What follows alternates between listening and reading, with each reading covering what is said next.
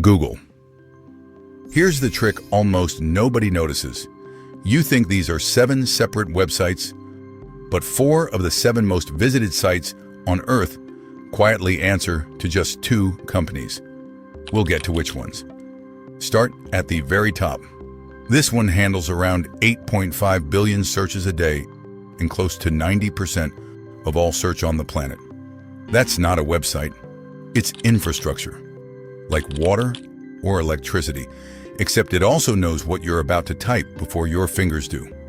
And it doesn't charge you a cent because you were never the customer. You're the product, sold very politely to anyone with a marketing budget. So keep one thing in mind as we go. Behind almost every other door we're about to open, this exact same company is standing there too. YouTube.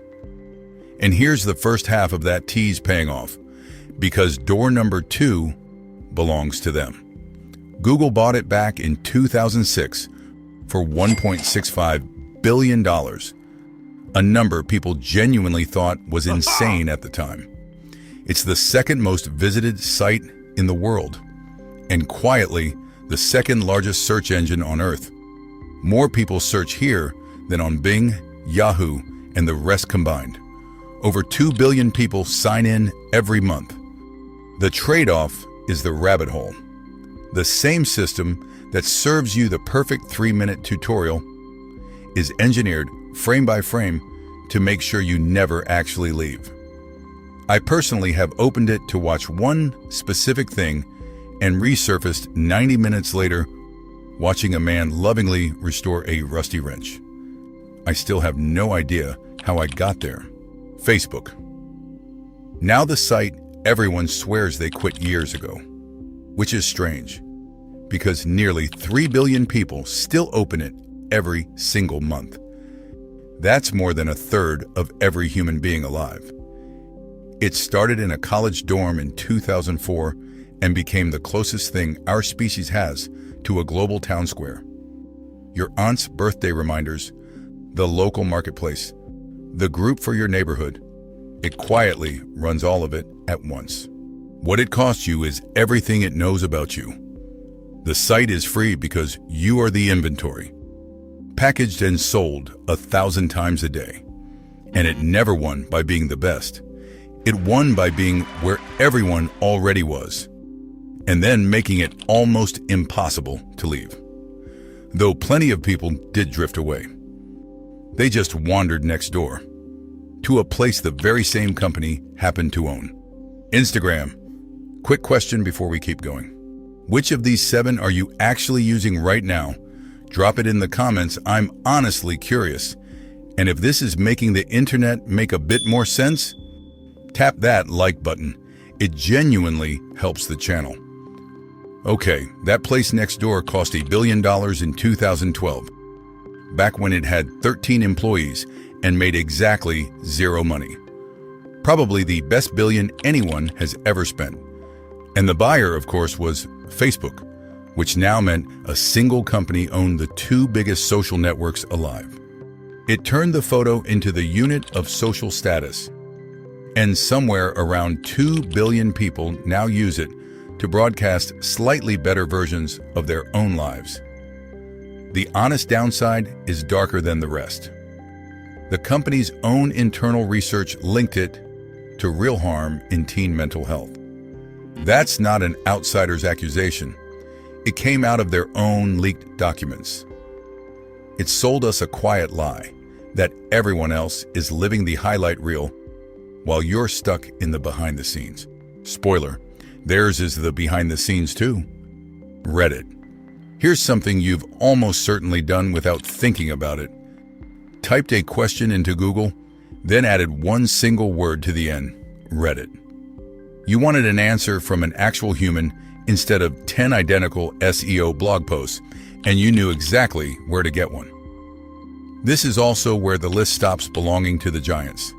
It calls itself the front page of the internet. Founded in 2005, and after almost 2 decades, it finally went public on the stock market in 2024. Hundreds of thousands of communities for every hobby, crisis, an obsession you can imagine. The price of all that raw honesty is the chaos. The same anonymity that gives you brutally useful advice also hands you confidently wrong advice from a stranger who turns out to be 14. It's the one site here where the comment section is the actual product, which is somehow both its genius and its warning label. Wikipedia. And now the site that, by every rule of the modern internet, should not exist.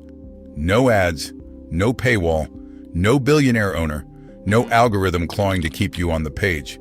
Just a polite little banner that occasionally asks you for $5. It launched in 2001. It's run by a nonprofit, and it's written entirely by unpaid volunteers. And somehow, it stayed a top 10 website on Earth for over 2 decades, while every flashy, well-funded competitor died around it, in more than 60 million articles across hundreds of languages. The one weakness here is trust, because anyone can edit it. Any given page is only as reliable as the strangers watching over it. Usually a lot of strangers, but not always. I've personally fallen into it at 2 a.m. to check one fact and crawled out an hour later somehow reading about medieval shipbuilding. It's the closest thing the internet has to a public library, quietly holding up half the web while asking for almost nothing in return. It might genuinely be the best thing we've ever built online. ChatGPT, and then there's the one that doesn't even belong on this list yet, except it kicked the door down and walked on anyway. It launched in late 2022 and hit 100 million users in 2 months, the fastest any product in human history has ever grown. Everything else here was built to help you find information. This one just hands you the answer directly.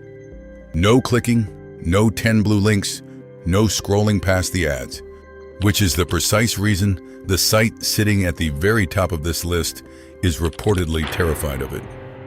The danger is that it'll tell you something completely wrong with total, fluent confidence. A friendly, articulate liar in the exact moments it doesn't actually know. But here's the thing. Every other door on this list was built to send you somewhere else. This one was built so you'd never have to leave at all. And if it keeps growing the way it has, this entire list, the search engine, the encyclopedia, every site we just walked through, might end up being remembered as simply the way the internet used to work.